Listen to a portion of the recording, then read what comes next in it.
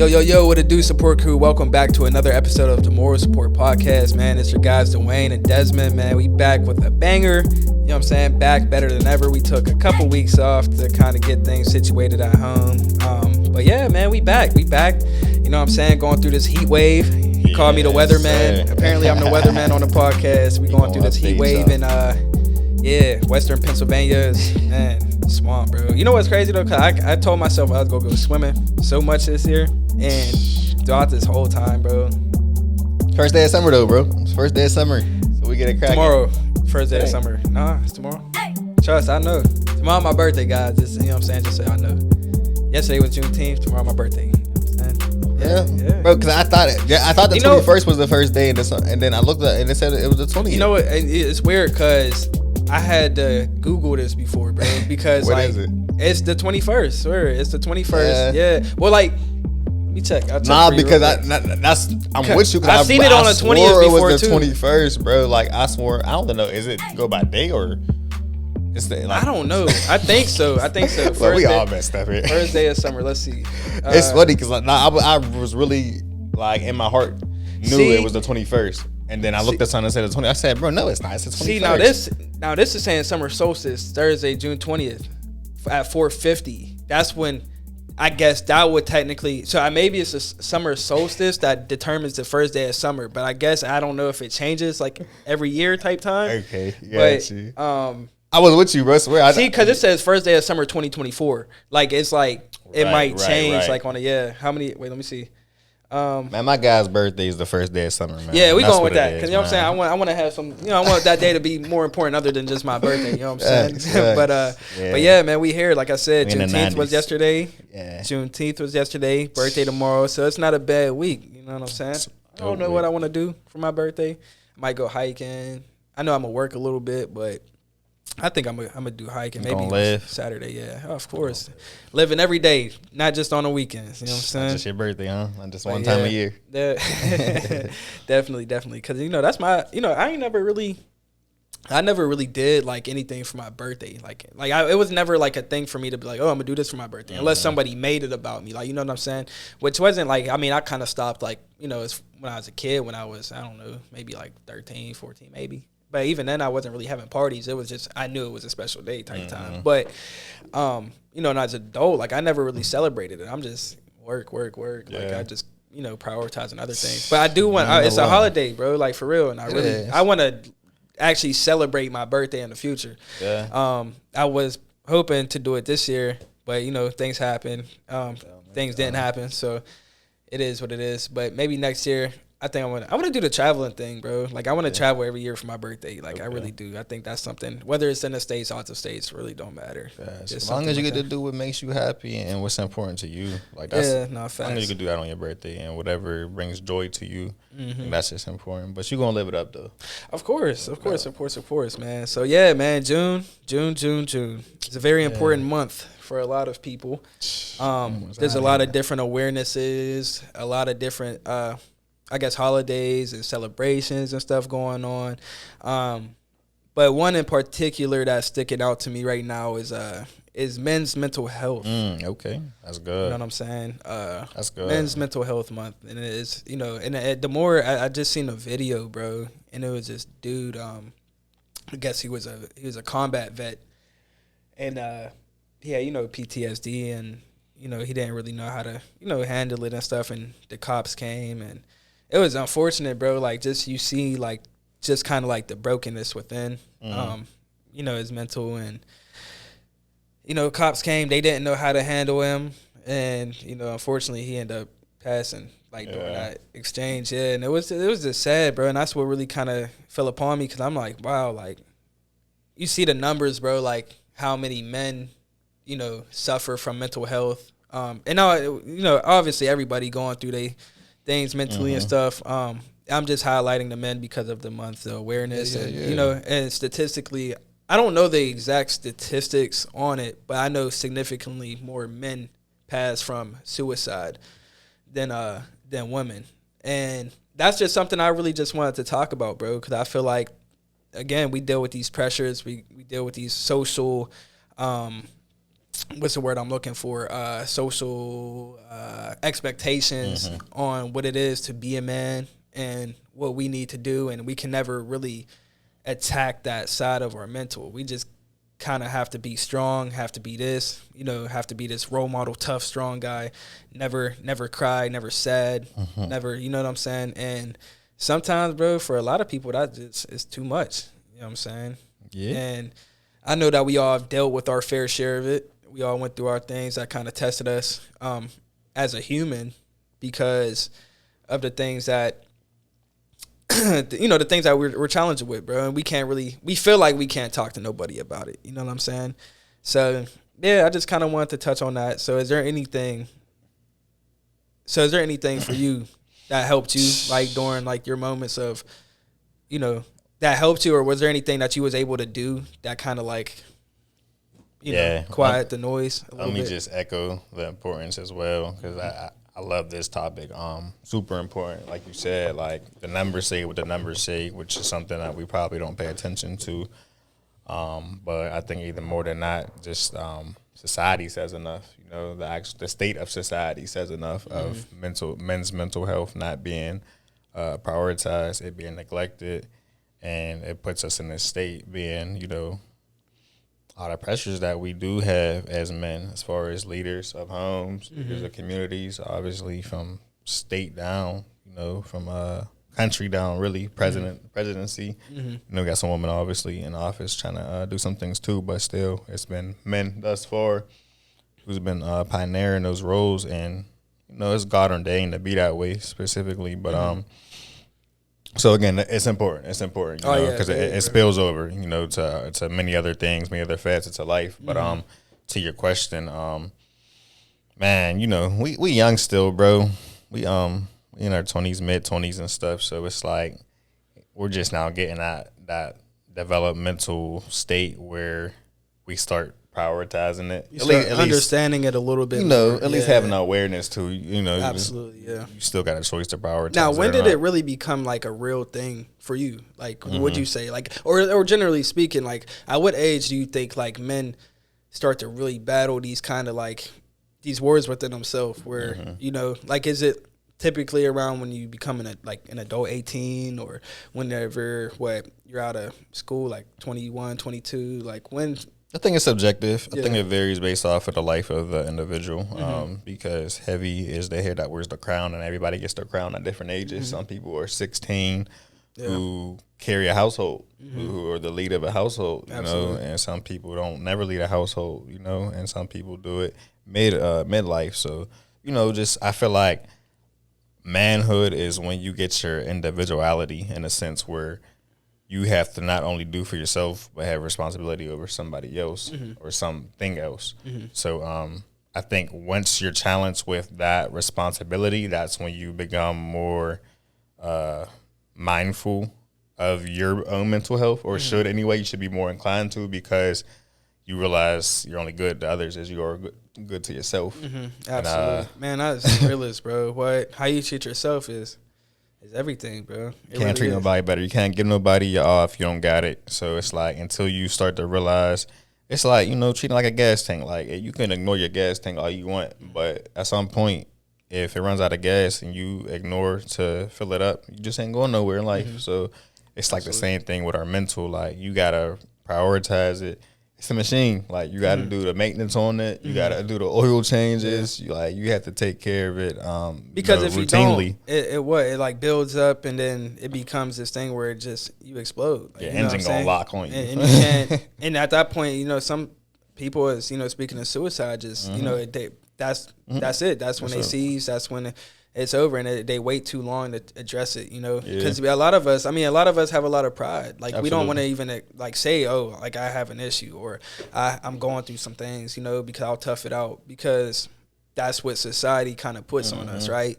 And if you don't really take them necessary moves and, do what you need to do to get it done, bro, like, it gets to that point where it becomes like this weight on you that you just cannot get off, no matter how hard you try or not. And then you're not thinking straight, and then you're just going all over the place with these things, bro. And it's like you don't know what the right answer is, and that becomes overwhelming within itself because it's like, who do I go to? Where do I go? Like, you know what I'm saying? And we don't really have them safe spaces unless we prepare that before we have these episodes. You know what I'm saying? We have to understand the root before we prevention over rehabilitation. Absolutely, you preach that all the time, bro. And that's the realest when it comes to this type of stuff, because you have to understand, okay, if I feel like this, this is where I feel safe at. This is where I could go get it off. This is where we talked about pressure valves. You know what I'm saying? This is where I could go twist that valve and relieve all this pressure and all this weight off of me, because at some point we're going to get there. It's inevitable. We're going to go through things. You know what I'm saying? And we're going to deal with these things. But how you kind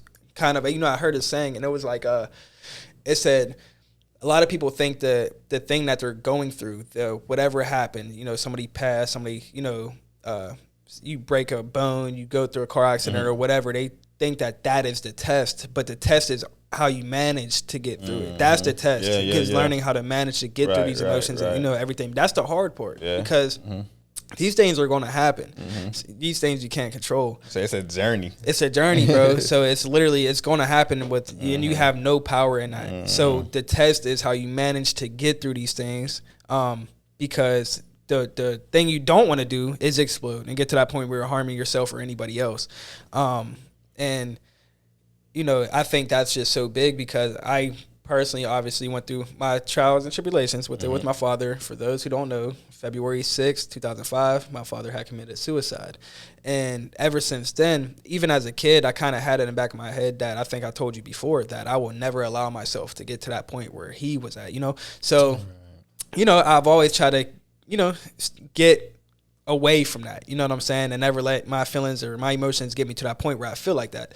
And I've been there. I've been to that point where I feel like, man, I don't know, the grass might be greener, you know what I'm saying? And you start thinking about these things, you're not thinking rationally. Or, because you think there is no help, like there is nothing that can help you, because people just simply won't understand, which not everybody will technically understand, but they can fathom what you're going through. So getting to the place that you need to be, where you can actually receive help, whether it's talking to somebody who may not even be attached to your life, like a therapist or something like that may help, or somebody that is attached to your life, that knows you, that understands you better than anybody else, that can help. Preaching, bro. You know what I'm saying? Or if it's just honestly doing what you love, like, you know what I'm saying? Like if it's running, working out, painting, anything, all these things are escapes, bro. Yeah, they're outlets. They're all outlets, you know what I'm saying? And I think people, they can't just dwell and sit in it, because, again, it's not healthy. The same way you think yourself out of things, you think yourself into things. Goodness, you know what I'm saying? Preaching, bro. So, I mean, because it's the realest, bro. Honestly, we talk about these experiences because we have been through them. So, like, obviously, I'm not a therapist. I'm not a professional in that manner, but I understand because I have went through it. We all have, bro. We can all attest to this. You know what I'm saying? And I think that it's just important to kind of highlight this time especially, around a year, because trust, bro, like, men are going through a lot of things. We are leaders. We are kings, as you put it. You know what I'm saying? We have these people, these responsibilities to take care of. And a lot of times, bro, people don't even give you how you doing? You feeling all right? How's your mental? Like, people don't really give that. And it's not really like oh, shame on them. That's just life. You know what I'm saying? And it's that way because people don't be aware to give it. They don't give it to themselves. Exactly. Like, so it's like, for me to ask you how you doing is not really valuable to me, because I don't ask myself how I'm doing. Like, you know what I mean? So it's like, you love on others how you love yourself. I'm less than agreeing to the fact that people say people treat you how, how they feel about you. I think people treat you how they feel about themselves more so than they feel about you. Because when you're just that unconditional person, kind of, when you love unconditionally in a sense, obviously to some degree, there's some folk that we all love to, but to the degree that I can speak to any stranger on the block, because I know how I feel about myself. It's not because of how I feel about them, because I don't know them. Absolutely, so of course it's not how I feel about them. I can't treat them how I feel about them if I don't know them. Absolutely. So how I feel about myself and just my respect of life in general. My respect of life in general allows me to respect another form of life. Because it's a reflection of yourself and how you treat yourself. Facts, bro. And that's really my faith, and that has me there, because that's how God treats us. We're children of Him. You know, He tells us we're made in His image. So really, it's like the same way you would treat a plant, a dog, any living thing. You treat it like it's you, like almost. how you would treat yourself. Yeah, yeah. I mean, to the degree. So that's we keep it surface, but yeah, like no, you just said. No, you're exactly right, bro. And I was just having a conversation just like this, bro. Kind of in a sense, well, on your part, as far as like how you treat others is a reflection of how you treat yourself. And that's just because, but again, bro, a lot of people, especially in our areas, we treat ourselves with hate. Yeah, you know what I'm saying? Absolutely. And we treat others the same exact way we treat ourselves, because that's all we know. You know what I'm saying? Or ignorance even, like, you know, or we just don't care for other people. Like, you see people going into public spaces, acting a fool, acting like this, making people uncomfortable, harming people in some instances because they harm themselves. That's it. You know what I'm saying? That's and it. Again, it's like, yes, you got to fault that individual to an extent, but it's also what have they been taught? What have they learned? How they don't know anything else. You know what I'm saying? So it starts from the top. It starts from the household. Absolutely. It starts from your family. It starts from your father, how they treated himself, how they treated you, what they taught you. You know what I'm saying? Did they properly teach you how to get rid of these emotions or handle these emotions when you're feeling this way? And what do people say though? It's not your fault that you got hurt or that you don't know something, but it is your responsibility to heal and to learn. It's your responsibility, and we all have to assume that responsibility. Adults. I mean, even honestly, I would say even as teenagers, bro. Because a lot of us, bro, a lot of people don't have them. Even if you do have a 2-parent household, not all of them are perfect. That's right. So not all of them are even teaching you how to deal with this. So you have to figure it out at a young age. I think for myself, I told you this, I learned how to speak to myself, bro, in high school. Like, you know what I'm saying? Because maybe like 10th, maybe like 12th grade is when I learned how to really like not speak negative to myself. Not to be like, oh, you're an idiot, you're a dummy, you're this, you're that. You know what I'm saying? And not saying like, it's okay, you don't know that. It's okay, you ain't do this right. It's okay, like, you know what I'm saying? And exactly, I didn't learn how to give myself grace, bro, and honestly, even to this day, I still I wouldn't say I struggle with it, but I mean, I would definitely say like sometimes I'm like, come on, man, like, what you doing? Like, you know what I'm saying? Stuff like that. But I would never say like you're an idiot or you're not good enough or nothing like that. But I used to, bro. And that's just there's power in it, because you're speaking life. Like, again, power is like in the life.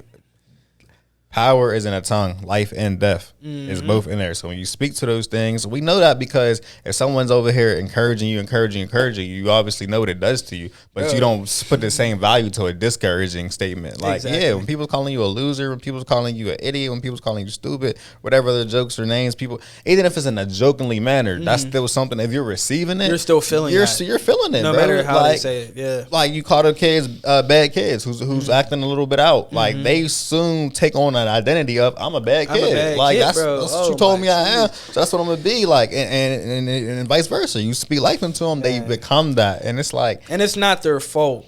But the only thing that they can do is assume that responsibility that's not them. Yeah, you know what I'm saying? That they can change, or in their identity, in their image of themselves, that they can change that. They can become exactly whoever they want to be. They don't have to be this bad kid all their life. They don't have to be this angry, violent person always, or they don't have to always be this depressed kid. Like, you know what I'm saying? It's just all about perspective, really, like on how you see yourself and how you see life. You know what I'm saying?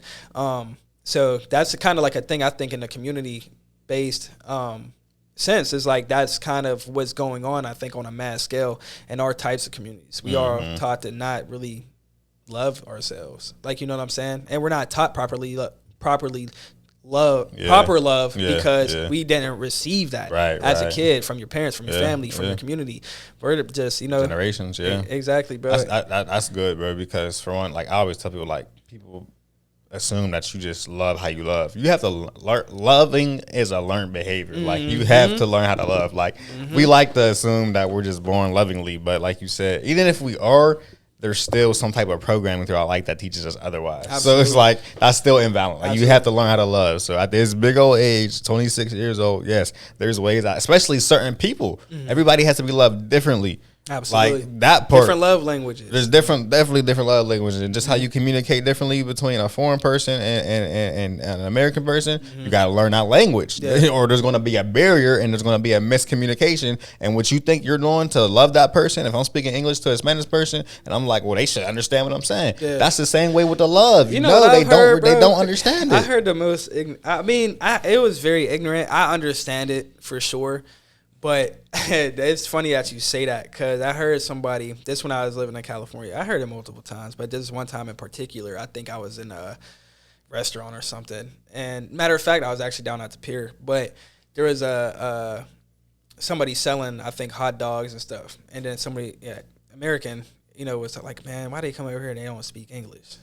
And it's like, why don't you speak Spanish? You know what I'm saying? Like, that's what I'm thinking. But it's like, you can't fault them for that. You know what I'm saying? That's just their, you know what I'm saying? If you go to, I'm sure you vacate on Mexico, Mexico or whatever, you don't speak their language. Like, you know what I'm saying? So it's like, you just can't be that ignorant. Like, you know what I'm saying? And it's just like, people like that, it's entitlement. It is entitlement. But it's just like, come on now. Like, that is funny. But no, back to the whole, like, you had said something earlier, bro, that stuck with me that I kind of want to revert back to was that you said we don't get that, like, how are you? And, stuff like that. And it's just one video in particular, bro, that I've seen a couple months, maybe like 2 months ago or something like that.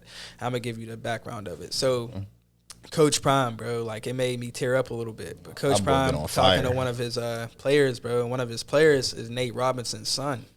Okay. And Nate Robinson, I don't know if you know, but he's going through a situation where he's having kidney failure, and he need a kidney transplant, soon because he's dying at this point. Like, you know what I'm saying? His organ is giving up on him. And his son is, I believe, a cornerback for Colorado. And there's this video, intimate video, bro. Coach Prime's coming up to him. He's like, hey, what's up, man? How are you? And his son was like, I'm good, coach. Thanks. He's like, no, like, how are you? Right. See? And he's like, coach, I'm all right, coach. I'm all right. And then he asked him about 4 times, bro. And each time, the meaning was different, bro. Like, the meaning of that, how are you? He mean, how are you? Like, how are you up here and here? Like, how are you? Like, you know what I'm saying?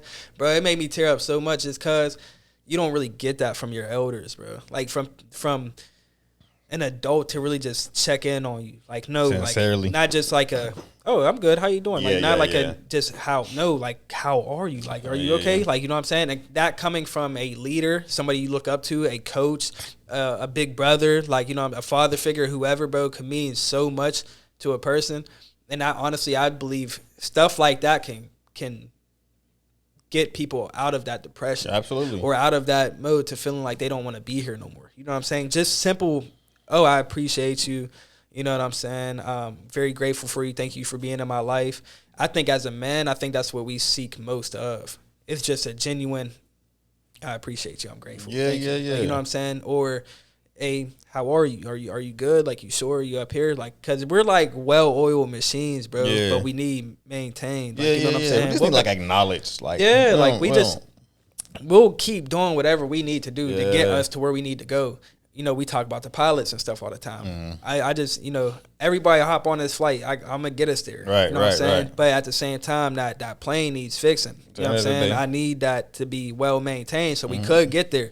And I feel like a lot of men, they are the ones driving flying that plane, and that plane ain't getting no checks. Just all aboard. Oh, man, wings are bad, engine's bad. This engine ain't working like that one. This one ain't like that one. And it's like people are just, oh, when we get in there, when we doing this, you told us we go get there. When we go do that, you know what I'm saying? Or y'all don't serve drinks on this flight. Like, y'all don't do this on this flight.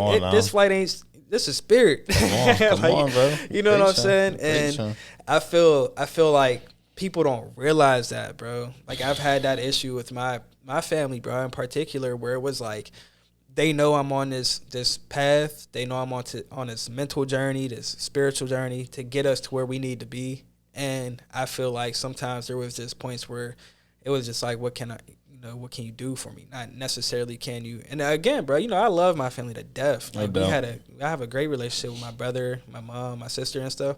But there was just times where I feel like I wasn't being, well maintained. You know what I'm saying? Mm-hmm. And again, that's when I was going through my darker days. You know what I'm saying? And I think in that moment, that's why I can even speak on this, because I've been through it. And I'm sure you've been through it, bro. Mm-hmm. Like, and everybody has, inevitably, because like you said, any type of machine that is driven, that is flown, it needs maintenance at some point. Like, regardless, it not even needs it at some point. It needs it before the point comes. But the routine maintenance is what's like so important. You know what I mean? Exactly. Oil on something before you hear it squeak sometime. Exactly. Now, obviously, if you hear it squeak, you get to it then. Like, we're not perfect. We're not gonna get to everything. Exactly. But you cannot turn the music up and turn out that squeak when you hear it. Like you. And I think you made an excellent point about the plane and just people asking all those things and of you and even just like you said, how are you? Mm-hmm. Because we don't even use our own brain to think, how are we? Yeah. Like, we don't, we just get up and we go. We get up, like how we drive our car. We get up and we go. We don't check under the hood. We don't see like what's going on. Like, bro, let's be real. Like, that's the realest, literally, like, how many times do you look under the hood of your car? When something goes wrong. That's it. And at that point, something's already wrong. So it's like you overwhelmed now, because now, guess what? Something maybe is stopping you from driving your car now. Exactly. And treat that just like the body, bro. Treat that just like the mind. Treat that just like the heart. If you don't do those routine checks and actually ask yourself, how are you? And tell yourself, like I do affirmations. Like, I tell myself how I am today, how I claim, what I am. So that way the world can't feed me into being anything else other than, what I know myself to be. Because like you said, passengers on your plane going to tell you and give you their own opinions of this flight. And some may be valid, some might not be. But they all take residency. Regardless, they all take residency. If you're adhering to them, they have some residency within your heart, within your mind. So that's just more capacity within your mental space, and it's taking up real estate that maybe you don't want there, or maybe you have there and it's not attended to. So now, everything needs maintenance. A house needs maintenance. So if you got a house, you got a machine, you got a car, you got a flight. Like, these things need routine maintenance, or what? Foundation goes bad in the house, engine goes bad on the car, or battery goes bad in the car, engine goes bad on the flight, on a plane. Like you said, propellers, your wings is messed up. Like, there's just so many, and that's the thing about these things. There's so many mechanics to it. Like, our mental health is bigger than our mental health. We can keep going without some of these things. You know what I'm saying? A lot of us go without any of them. You know what I'm saying? We might do a little maintenance here and there ourselves, and to get back in the cockpit and keep flying. You know what I'm saying? That's scary. And that's I'm not licensed for this, but I'm gonna check it. You know what I'm saying? There might be some things lacking on my life, but regardless, I'm gonna keep going. You know what I'm saying? And eventually, do that long enough, you're going to crash out. You know what I'm saying? Inevitably. And that inevitably, like, you know what I'm saying? It's just going to happen. That's just what it is, bro, and that's life. But I think, it's funny because, bro, when I'm on a flight, we haven't flown together yet. Soon. That's crazy to think about. But soon. We boys only met each other. Yeah. But, like, you'll see, bro, like, every time at the end of my flight, the captain, his crew, they're sitting out to, right. Thank you. Appreciate it. Have a good day. I don't know, from my pilots out there, I don't know what that do for y'all. I don't know if it's like, oh, like, you thank me for that. You know what I'm saying? Because to me, that's a big deal. Because bro, you have the responsibility of getting these people to this destination safely. I'm not even about to say nothing crazy. 12,000 feet in the air, maybe. I don't know. It might be more. It might be more than that. Yeah, is it? More than that. Yeah, all right. Well, a whole bunch of feet in the air. Yeah. You know what I'm saying? And and you're getting these people to one destination to another, and I feel like that is a very big deal to me, because you went through all these hours of practice, sacrifice times. So I'm sure you didn't want to get up there. Times, to me, it's a scary thing. Like, you're not just flying yourself. You know what I'm saying? You're flying babies. You're flying elderly people, handicapped people. You're flying these people who are looking forward to seeing their family. And that is a big deal. Like, you know what I'm saying? And I know for a fact they can't do that without their crew. You know what I'm saying? They can't do that without the mechanics and the people working on the plane, building the plane. You know what I'm saying? And that it takes a crew. It takes a village. You know what I'm saying? To help everybody reach their destination. Yeah. And really the only one that I ain't gonna say the only one, but this crew is responsible for that. You know what I'm saying? And that plays the same role in family, bro. You got your man of the house. That's the captain. Your mother, I think she takes on all the role of the whole entire crew. You know what I'm saying? As far as inside the plane, as far as the refreshments, all the little stuff, clean, all of it, bro. You know what I'm saying? They take care of everything in the plane. The cockpit, that's the guy. That's just where he at. That's what he doing. He the one flying that John, you know. And then you got everybody else. You got people, you know, outside support helping you. You know what I'm saying? Whether it's your families or your spouse's families or whatever. Like, you know, it takes a village to make it all happen in some sense, you know. And I think that's something that just kind of needs to be recognized a little more. So whenever people are out there criticizing the captain on not knowing why the engines ain't working right. Look, I don't know. I mean, honestly, you know what I'm saying? That I might have missed that, you know what I'm saying, in my life. It's when I reverted back to life, I might have not have gotten this training in life. I might have not have got this in life. So I can't really, I don't know, or maybe I can recognize it, but I don't know how to fix it. But you need people there to help you with that. You know what I'm saying? And you said a mouthful, bro. You just, I surfaced, and then I'm going to go deeper, too. You know what's funny about that? The fact that we get on the plane and we don't even, like, pay attention to the captain. Like, bro, we don't know his name, what he look like. You can get off the plane but not know his name and what he look like, but you trust in that ride. Person, yeah. You trust in that travel. And it's like, if something do go wrong, you're still not blaming the captain. You're blaming the airline. You're blaming Spirit. You're blaming, you know, you're going for the wider sense. Like, and that's how we do it kind of like genders. Like, if something went wrong, it's not that man was wrong. It was the male species. All of like, now it's the woman species. Man, like, that just took me there, bro. Facts. What I hate seeing, bro, is that I hate men. How many you been with every man in the world? That's what you know. They all bad. Every time I see that, I be like, you must have been with every man. You try them all out, huh? Like, bro. And same with women, bro. All these women are cheaters. They're all sneaky. They're all this and that, bro. You must have not have met a good woman. No, like, bro. Or you might have met a good woman in a bad space, or even like whatever. You know what I'm saying? And then take it to the what we're talking about, bro. Just the analogy of a flight. So okay. Maybe you flew Spirit and maybe one of her flights went bad. Spirit may not be bad though. You had a bad flight. You had a bad or bad experience, like, or maybe that plane didn't get the routine it was supposed to get, and didn't have the captain wasn't in his right space. Like, there's so many variables on why. Obviously, accountability is accountability. You know, it's crazy because I seen a Southwest flight that just dropped like. They said it dropped like 8,000 feet or something. It was something crazy, 4,000 feet maybe, like in a matter of like 12 seconds or something like that.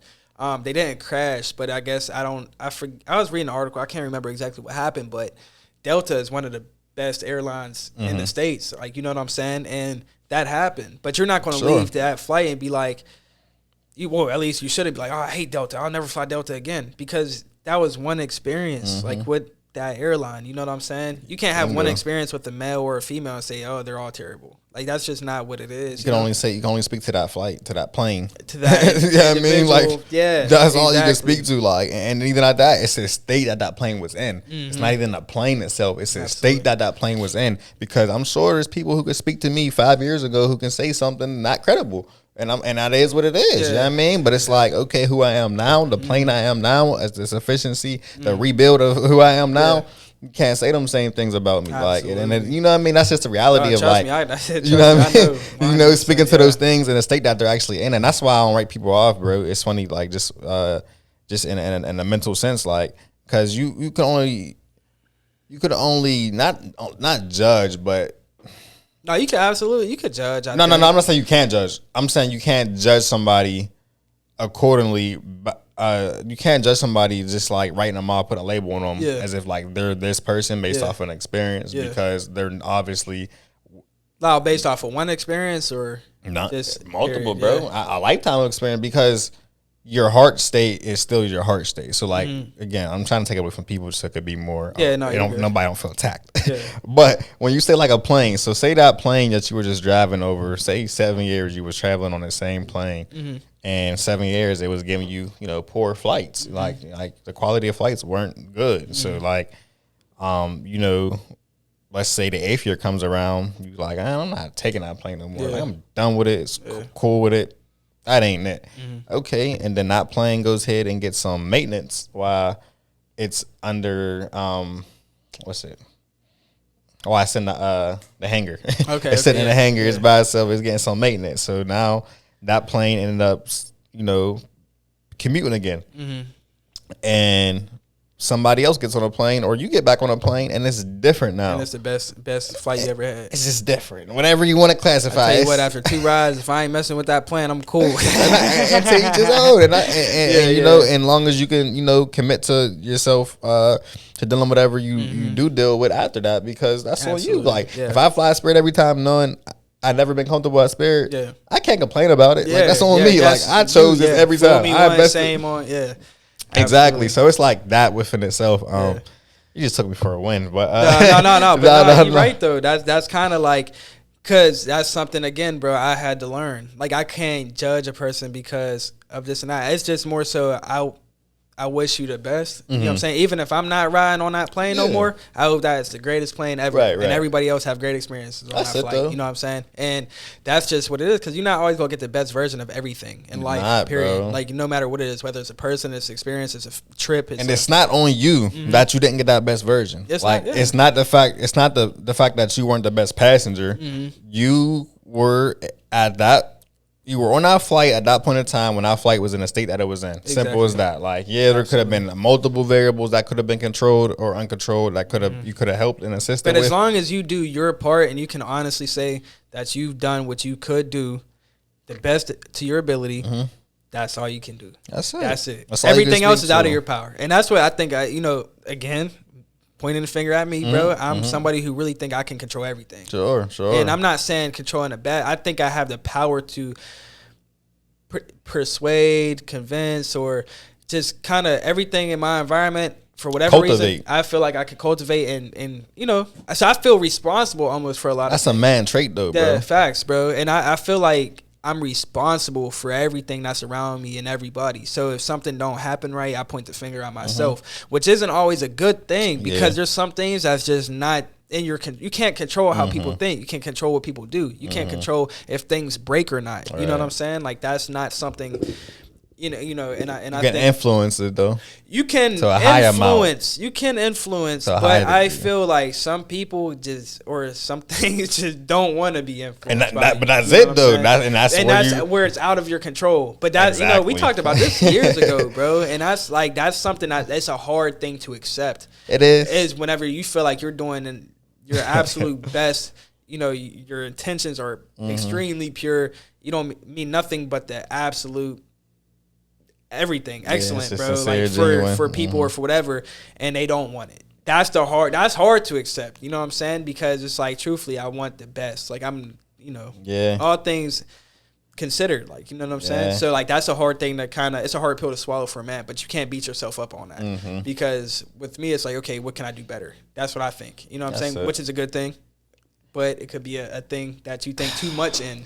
You know what I'm saying? And, so. That's good, bro. You going crazy right now, bro. I ain't gonna hold you. This is a great topic. Bro. But with that, bro, it's so real because, the things on which we can do better sometimes is doing less. Like, sometimes it's knowing that, like, you think of, again, a man, we have responsibilities when we get in relationships, and then, as we build families and stuff like that. And we're giving them responsibilities where we have to be in control of things without being control of things. Like, like, absolutely. We have to be able to influence the lady in our life, the kids in our life, to make decisions for themselves without always making a decision for them. Wow, that's crazy. You just throw the words out of my mouth. But it's like, that is real intentional power that you gotta actually move with, because it's easy to go ahead and make the decisions for somebody else, especially when you have the wherewithal and to know, like, it's easy as a quarterback to go ahead and throw this ball at a certain place and expects you to catch it because I see what I see. Yeah. Versus what you see being out there at a distance. You know what I mean? So it's like, it's different. This is depending on the position you're in life in general. Like, it's different on all angles. So it's like, just knowing that and playing and having respects to the position that you're actually playing and position to the other person, who's on your team. Like, you gotta treat that accordingly. You really do, really, and it's a real skill that you have to cultivate, because everybody's gonna be different. Like, you're gonna have to be different. The way you deliver to each of those people, we talked about it before. The way you deliver the ball to different people is differently. But you have to really know that. Like, and it's like, once you actually understand it, though, it's like, you find so much joy in it and the beauty in it, because peace. Like, you find you peace, definitely find peace. That's where some stress is like, okay, you know what? I'm gonna let you make that decision. You like, bro, I do a perfect spiral to you, put it in your chest, bro. How you drop it? And it's like, what if I ain't want it that hard though? What if I want it over top? Yeah, exactly. You know what I mean? Like, it's like knowing that stuff, bro. It's like you really, and it's like, but as men, this is what's best for you. This is what I know is to be best. This is what works for somebody else. Not me. Exactly. That's not how I like my. That's You know not how I funny, like to though? receive. Because like I feel like because we did things a certain way, just naturally we be like, just as humans, bro, we just like, well, maybe you should do it this way because this is what works for me. But we also gotta understand that because it worked for you might not work for them, and it's probably not, to be honest. But that's why you gotta let them rock out and do what they do, because that's the best way they're gonna learn. How about you go figure it out? I'll tell you what I know and how I handle the situation, but I'll let you go through it and understand for yourself and see what's best for you. You know what I'm saying? That's good. And I think sometimes some sort of like resentment becomes a thing in there because people be like, see, I told you should have done it this way. If it didn't work out in that person's favor, they'd be like, okay, I told you. And sometimes they may or may not be right, but understanding that the experience is just what they need. You can only tell somebody so much. You can only do so much for somebody, but they got their own journey. They got their own path that they got to go through. And it's, they have very specific ways on doing things. And I was somebody who, I mean, again, bro, as I got more mature and stuff like that, I do that. Like, and it brings a lot of peace. I just like, look, this is just what it is. It's how I see it. It's my perspective on it. It's what I went through. I'm going to tell you exactly how I feel is the best way to go about it. But hey, that's it. You go do your own thing. And it's like, it's not even a just consider what I'm saying. That's what it's not. It's a suggestion. It's not even like this is my way. This is a way. This is an ideological way that has worked for me. So if you like to apply it here, and the reality is, people like that. They just don't like when it's given like that. Like, they like the fact that, like, they can follow you and learn from you and do something, just kind of copy and paste what you did. It don't got to be the same exact way, but still, that's what following is about. That's how your kids supposed to, like, grow up and learn from you. Like, they're supposed to see. Be a great follower to become a great leader. Yeah, exactly. So it's like, until you can actually deliver that correctly, where it's like not so, forceful and just like you said, like doing it just so you don't create resentment. Obviously, there's still a point of reception that they got to be at to actually, receive it in a manner where it's not felt like that. But some people, we like to be so resistant to somebody's teaching and somebody's instructions and guidance because they feel like they're trying to, like, control. Like, they're trying to, you know what I mean? And I've been that man before where I have been like that. Where and what's funny, and just to be transparent, something I balance myself with kind of like intentionally nowadays, and I'm super intentional about it, because in them times where I was like controlling in a sense where it was like, once you're given the responsibility to lead, you start to take heed of that and kind of like put yourself in a position where you start making calls automatically. Like, you know what I mean? Like, not even thinking. Not even wanting, but it's like, just to be specific, you deal with females sometime, and they're like, they come for you for leadership. Like, when they actually trust you enough, they come for you. But there's at some point where they're like, there's them instances where it's like, I didn't ask for your leadership. You know what I mean? And it's like, you got to step back, like, but it's not always expressed like that. But it's like, it's hard to turn that switch on and off, because it's like, well, you asked for me. You asked me to pick dinner today. You asked me where we was going, what we was doing. It's just the small things, right? Yeah. But it's like, but when I actually make them decisions for them things, it's like, I overstep. And it's like just balancing that out and really like hearing to them and really saying like, well, when do you want me to step in? Like, let me know when you want me to step in. But then there's the balance of still being so, authoritative, but also graceful and also loving that you put your foot down in some stuff, right? Where it's like, I'm not telling you what you can't do, but I'm highly advising that this isn't smart for you because I'm responsible of your safety, but because I'm responsible of keeping you covered. You know what I mean? So like, you can go here and do this and dress this type of way, and it's like, that's, you hear your boy Tate said a little statement like this before, and it's like, I'm not telling you what you can't do, but I'm telling you, I'm trying to be preventative and what will happen. And it's my responsibility to get you to understand this so you don't go down that dark alley and be by yourself and dress a certain way. And, you know what I mean? Just an example. Because and it's like, if you do this is what you're probably going to get. You know what I'm saying? And I'm trying to tell you, don't do it. I'm not telling you what to do. I'm saying it's probably in your best interest not to do it. And if you know that. And I gotta be Batman and still come there anyway. So I'm trying to protect both of us. I think it comes back to being like, exactly. I think it's like trying to be more so on a recommendation level. I'm recommending you not to do it. I'm suggesting it. I'm not telling you what to do. I'm just making a recommendation because if you do this, this is probably going to happen. You got to weigh out your pros and cons because sometimes with people, naturally, again, they are rebellious. You know what I'm saying? They want to liberty.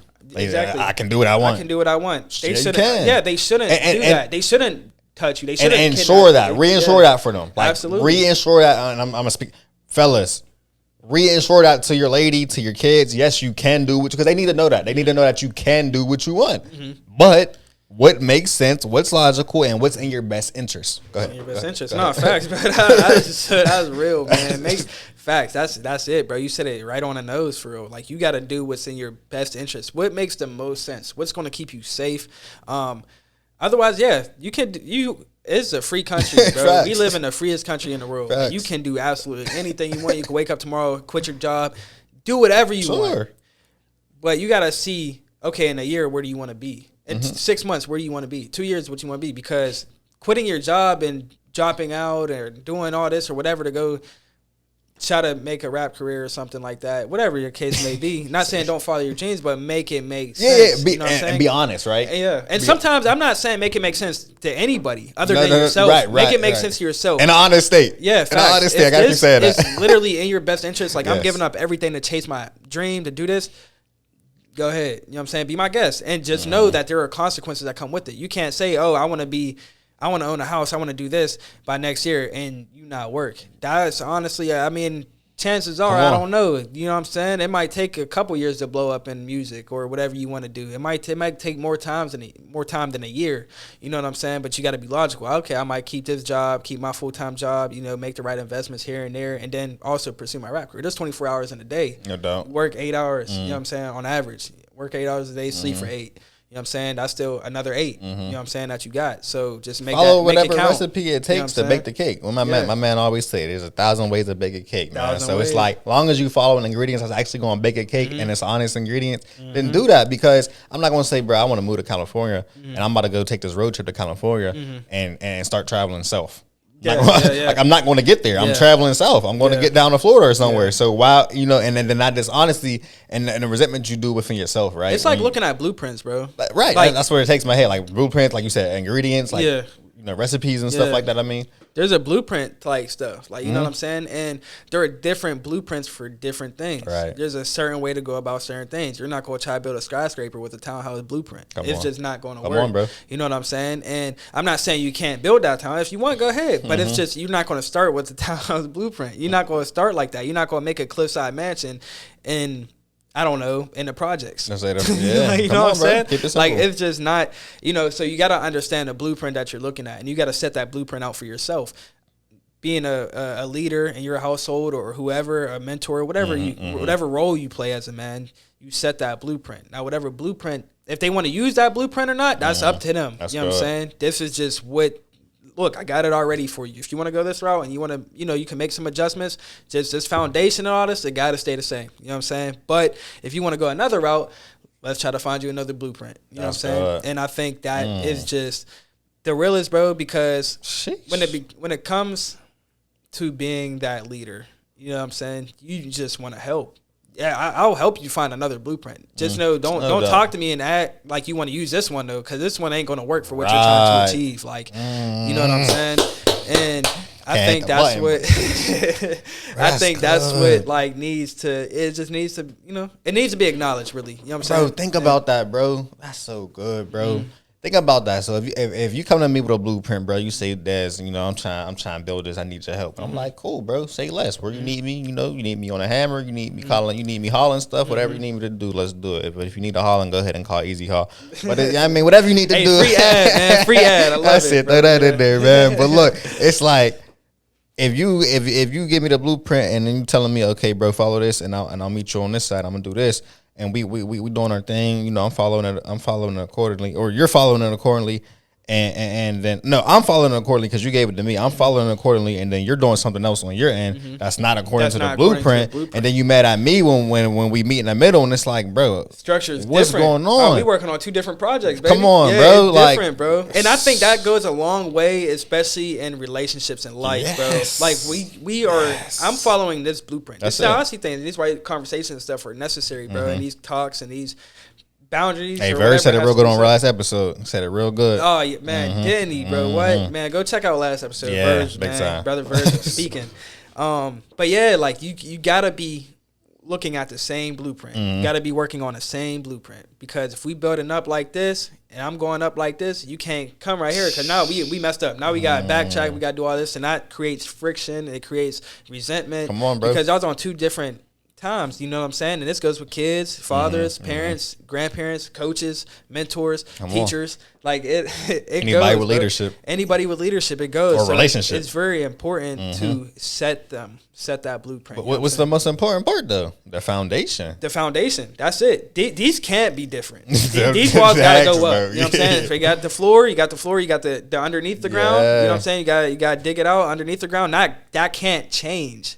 That can't change. You know what I'm saying? But you said it so good, bro, because even before, like, and it's funny, Desmone just said it too on our podcast. He's like, bro, you know what it took for me to actually plan out a foundation for a skyscraper? Like, you can't, the skyscraper for the foundation is way different than a house. You gotta go deeper. You gotta know how tall you going up to either know how deep you going. Exactly. Like, so you gotta know all that type of stuff. What he say? He said it got to be the same distance, distance down as the same distance up. That sounds crazy. So if it's 5 stories up, you gotta go 5 stories down. Don't that sound crazy? Facts. That sounds super wild. I ain't no engineer, so I don't know how that. You know what I mean? How that map out, but no, that's crazy. It's like, but you don't. So if you just start building, and you don't even identify what we're building, like what this blueprint goes to, then you're gonna be confused off rip. So it's like you said, relationships. You know, you get into something and you don't even know what this is intended to be. You're just gonna be senselessly and blindlessly building, and then. And you know what? 1 out of a million, you end up with something. You know what I mean? 1 out of a million, you end up with something. There's 8 billion people in the world. Like, you know what I'm saying? There's a lot of different relationships that can be established, a lot of different equations that could come out of this. Sure. But yeah, you got to figure it out, and y'all got to do it together. I'm about to say tango, baby. It's way more healthier to do it because again, out of the 1 in a million that you might go ahead and just roll the dice on it and just start building, you can save so much need for demolition. Yeah, because a lot of times we just be building without no identity of what we building, and then we got to go ahead and demo. I'll take this down. You know first of all, it gets abandoned and it sits for some time, and then we got to go ahead and we got a community full of abandoned buildings because what was we doing here? Man. But wow, yeah, bro. But can I touch? You still here? No, go. You good. Somewhere I've been with a girl. When you was talking about you know, people, you know, speaking of people and they might not fathom what you talk about, like fathom the things that you've been through. They might not understand. They might not understand, but they can fathom. I love that. Yes, thanks for correcting me. I love that because I was just saying that earlier to I think the church or something. And it's so different when you understand compassion, bro. And I was just like really expressing this, bro, because look, it's like we often think, and then this is what we do to shut out the world and to feel. This is how we kind of seclude ourselves because, you know, the world's noisy and a lot of people do have a lot of opinions out there, and a lot of people will place them, you know, just in you or you know in your business and just amongst you. But obviously, we open up the door a lot of times for that anyway. Yeah. But it's just a simple fact that. Don't ever like think that just because you did not go through something that somebody else went through that they can't have a heart for you or vice versa. Like, because I'm a person like I have been put in a diverse amount of situations where I had to be compassionate for people who dealt with stuff I never dealt with. Absolutely. And it's not to say I don't. It's a hard place to be in. It is, but it's like, bro, it's not the fact that I you know, I understand them or I get what you're coming from, like you said, but I can't fathom because I have a heart. Because you felt pain before. That's like, it, you know just pain. And it might not be the same exact pain, but it's still like, okay, a burn victim might be feeling different from a gunshot victim, or like you know what I'm saying. But they know it hurt. They know it hurt bad. Like, you know what I'm saying. Or a burn victim might go through with somebody dealing with loss of a family member. Yes. they don't know that feeling. Maybe No. I'm sure everybody pretty much knows the feeling, but just hypothetically speaking, there's pain, bro. There's pain there, whether it's physical, in your heart, emotional pain. Like you feel pain, and I feel like we all feel pain. We can all not understand, but fathom it. Right. Not that part, bro. Because I understand the part. Because we want people to understand us, and if you don't understand me, don't speak to it. You don't get it. Like don't put your head. And it's like that hardens our heart so much because you think that what you're going through, you're the only one who went through it. You're the only one going through it. Nobody can completely ever understand you. And I know whatever that is, it's hard. Nobody's making that invalid. But don't ever think that somebody still can't love you through something that they haven't been through. Absolutely. Don't ever think that somebody can't feel for you just because they haven't felt what you're feeling. I can only imagine. And that's what I always say to people. You know what? I can only imagine because I haven't been through that, and I can only imagine. That's all I got to do is imagination, and that sometimes makes me feel more than them. That makes me feel more. And what's really deep sometimes. And I could be biased, but because I haven't been through a lot of things that people been through that I have been in positions to support.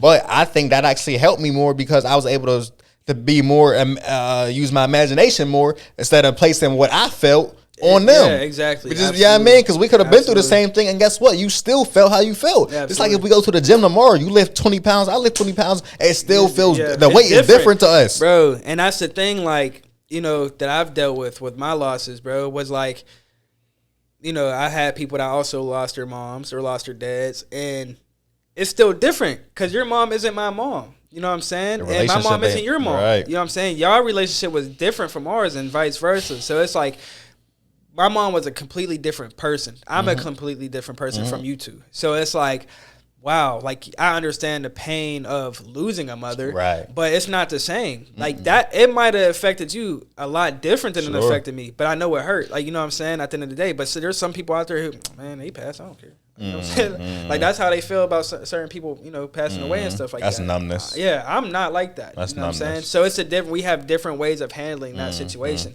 But yeah, you're right though, bro. We can always imagine. You know what I'm saying? And we can feel it through you because if we care about you, we love you, whatever, we're compassionate. That's it. You know what I'm saying? You could be compassionate with a complete stranger. You know what I'm saying? You could go meet somebody homeless down the street right now who may have lost everything in their life, and you could feel it through them. You know what I'm saying? And that's why I feel like you should always take advice and always hear people out because people who are going through some things, they can teach you a thing or two.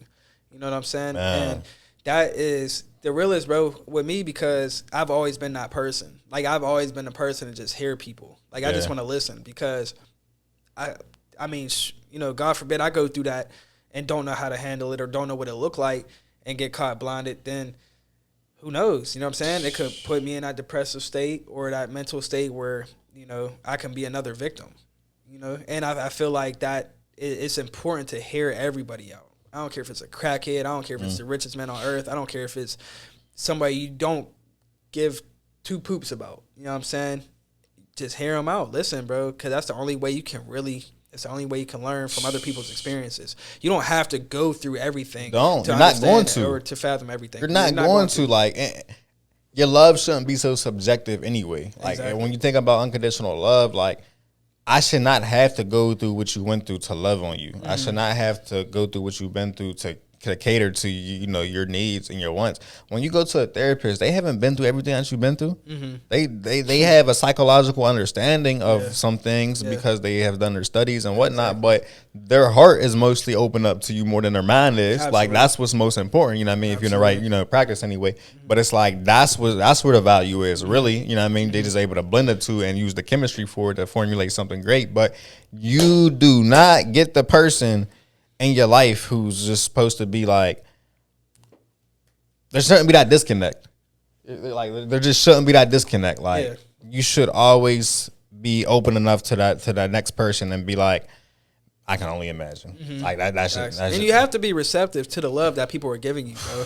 Because that was my point, though. Yeah. Because we're heart on heart so much that we're not receptive to it because they feel, you know what I mean? So go ahead. No, you're right. And I'm just adding on to it, bro. You have to be receptive to it because, again, bro, a lot of us are people who tuck ourselves away during times of hardships. And I get it. I understand it completely. You just want to be alone. You want to understand yourself and understand what you're going through and dealing with and learning how to move forward. And it is super valid and it's fair. We all got to do it. You know what I'm saying? But you have to also be able to receive the love and allow yourself to be loved during those moments, because again, depressive states do come. They will come. There's just no getting around it.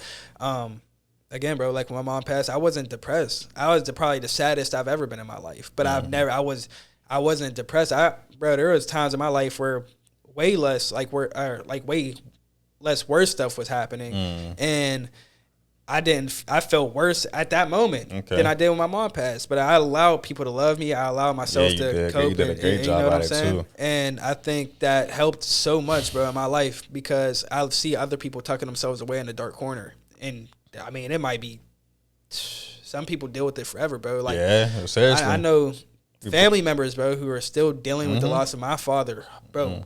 Like, so that was 05. Bro, 05, bro. 05, almost 20 years ago. That's you know tough. What I'm saying? And they're still dealing with it by alcohol use or, whatever, and, blaming life for, whatever mishaps that they're having and stuff like that. And they're dealing with that hard. And you can't, 20 years, bro. Like, that's a long time to just be in that state of, and I think you just can't allow that. So you got to allow yourself to be loved. You got to love yourself. You got to understand life. Look at life in a light, bro, not in a darkness. Like, you know what I'm saying? Understand that life is temporary. Like, it's, we all going to go. Like, you know what I'm saying? There's no getting around that. But, you have to make everything count.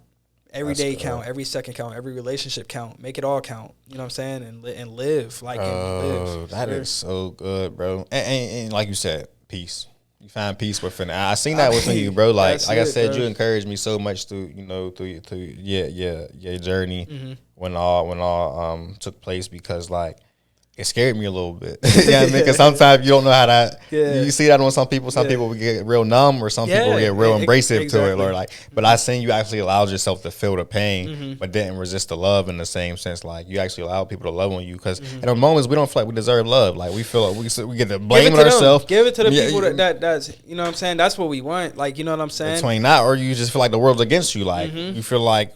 Why me? You know what I mean? You get in that victim mentality. People question God. Absolutely. People question their higher power. People question why themselves. Why am I doing this? Like, I had a temporary time where it's like, man, I don't even know what my purpose is anymore. You know what I'm saying? So like, that was something I had to work through during those times. And I think a lot of people, bro, question a lot, everything. You know what I'm saying? Oh, why them? Why me? Why us? Why God? Like, God, come on now. Like, you know what I'm saying? And they get resentment towards God or to, whoever they may worship. And I think that is a very, very, very dangerous place to be in, because whenever you're resenting the person that you worship, you really don't have no purpose. It's like, bondage, bro. You're really not feeling anything. Yeah, like you're imprisoning yourself. And that's a hard. And again, some people take years, bro, to get through that. And I ain't gonna lie, some people can't.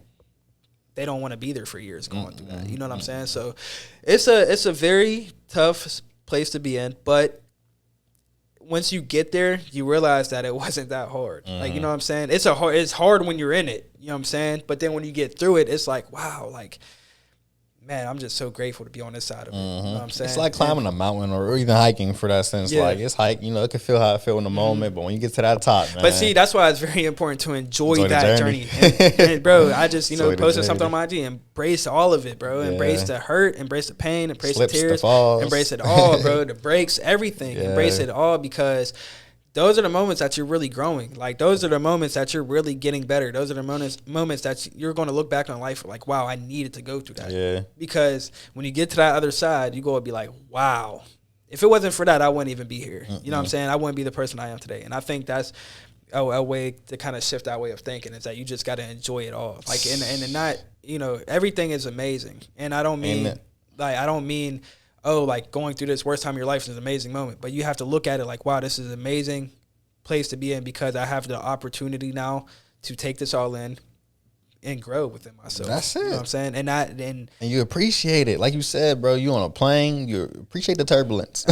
Appreciate the turbulence. Like, you're in a car, appreciate the bumps. Because when you get to that destination, you're like, man, thank God. Come on, bro. Like, you're going to be super happy, bro. How many planes have you got in where there wasn't that type of turbulence, bro? Some type of turbulence to some degree, bro. But there's been some times where it's like, it's bad, and then you just can't wait to get off. But then when you get off, and you like, breathe. Ooh, I feel good. Like, you know what I'm saying? Like, I feel real good right now. And it was worth it. Yeah. And it's like, and if that turbulence, if that's not your path, take a different form of transportation. But I guarantee you, in any form of transportation, you're going to deal with some type of resistance or other comfort. people, other cars, you know what I mean? Other whatever. Traffic, boating, you're going to deal with some seasick or, just emotions or whatever. Yeah. Like, there's no place of destination or arrival where there's not any type of journey. Yeah. And something within that journey. Like, even if you walk on flatness instead of a slope, or there's, you got to go the distance. Yeah. You got to go the distance still. Like, yeah, I mean, so like, unless you stand still and complacent, that's why they say ignorance is bliss sometimes, because being still, being comfort, not doing anything is sometimes more comfortable than those journey aches. They said you die in your comfort zone, though. Yeah. You know what I'm saying? You That's do. what I heard. You do. You know what I'm saying? They say you die in your comfort zone. If you want to live that great life, if all them great things that's ahead of you, you know what I'm saying, it's ahead of you, but it's not going to be comfortable. You know what I'm saying? No successful person got successful being comfortable. Make you uncomfort. You're going to be uncomfortable being still with no growth, or you're going to be uncomfortable growing. Like, yeah, I mean, absolutely, like, bro. it's uncomfortable to go to the gym. You know what I mean? Like, that Every resistance. day I heard, and that, I heard come every on, day. bro. I go there I've for the been hurt. every day. I go to the gym for the hurt, knowing that hurting, it's going to grow you. So it's like, bro, it break. Like, I'm serious. Like, it sound like what it sound like, but when you really embrace that and get that mentality for yourself, life itself. You shouldn't want to leave the gym until you hurting. If you're not sweating a lot, or if you're not sweating to some degree, if you're not in a little bit of pain, if you don't feel your muscles aching, don't leave.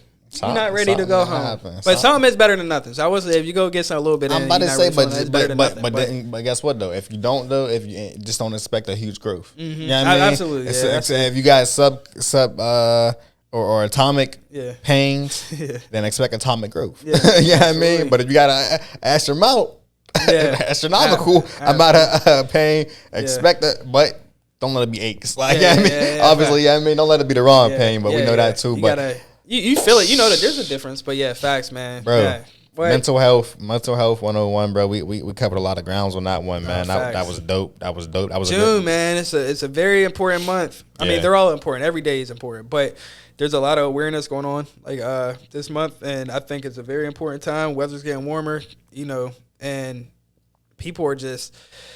We go through things, bro. There's people passing every day, you know what I'm saying, due to mental health. There's a lot of people going, and even on the other side of it, people got real conditions on the side of mental health. They may not be all the way there, they may be dealing with some, on the spectrum maybe or anything like that, where they may be going through something every single day, a new challenge every day, and they're not even aware of it, So I think it's very important to hug them, man, and hold them tight and keep them in your thoughts and prayers, man, because it's a battle every day, Do what you can to support the man in your life, the mental in your life. Again, mental health, and it's such a mechanical thing, like we talked about, because like you don't just attend to one thing and you got a good mental. Yeah. Like, I would argue that mental health is more important than physical health. I don't think you can really get a good physical without a good mental. Absolutely. Like, I don't think you show up to the gym if your mental's not right. Like, what I mean? So sound mind, sound body. Like they definitely harmonize each other. Yeah, like, 100%. Because when they in tune with each other. Oh, what? You that guy. But you got a lot of things in life is more up here. You're a Lamborghini now. That's what a Lamborghini look like. A good mind, good body, good spirit. Exactly. So like, yeah, bro, that's good. So everybody love on the man in your life, love on this, either just a mental. We know it's men's mental, but it's hard not to just say attend to every mental. Like, I mean, because there's a lot of mechanics out there. There's a lot of Autobots. Like, there's a lot of what you call it. There's a lot of machines out there that need oil, that need oiled machines attended to. So get your therapy if you need be. Whether that's professional counsel, whether that's going out and doing the things you love, whether that's serving your community, serving your neighborhood, serving and also your love on Moral Support the podcast. Yeah, man. Go follow us on all our platforms, man. We here. You know what I'm saying? Show us a little bit of love. Come on, too. support crew. Yeah, we receptive to that. You know what I'm saying? Yeah. We like to receive a little bit of love. Let's get it. Man. No doubt, man. So we just want to say appreciate you guys for joining us on another episode of the Moral Support podcast, man. Check us out next time, man. We'll be here, man. Back and better than ever. Let's go, man. All right, support crew. Be blessed. So just listen real quick, bro. Hang on, and then speak to it if you will. Okay. I can't hide myself. I don't expect you to understand. I just hope I can explain what it's like to be a man. It's a lonely road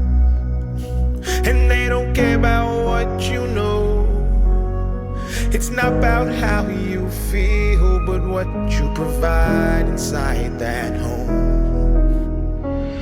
Being a man is what you make it.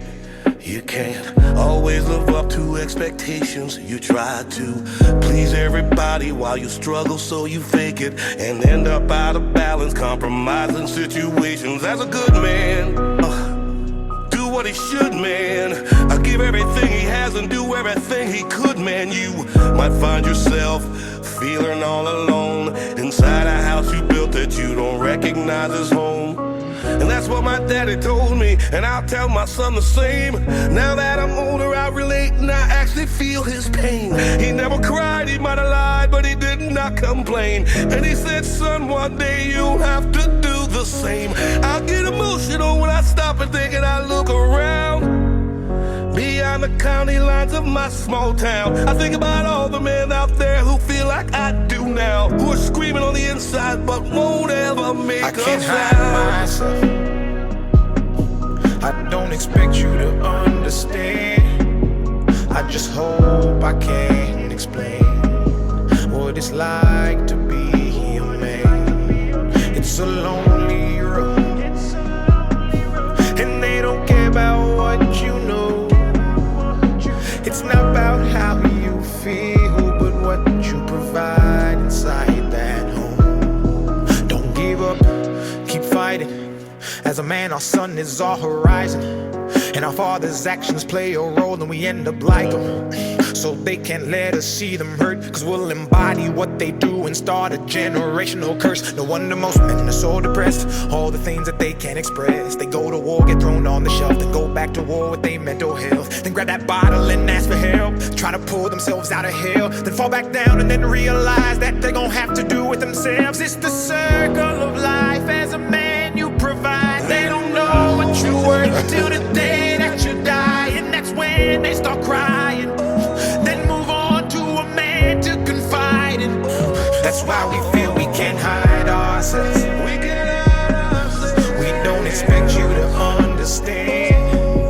We just hope we can explain what it's like to be a man. It's a lonely road, and you don't care about what we know. It's not about how we feel, but what we provide inside. Backside is I think the biggest record guys. That home. It's not about how we feel, but what we provide inside that.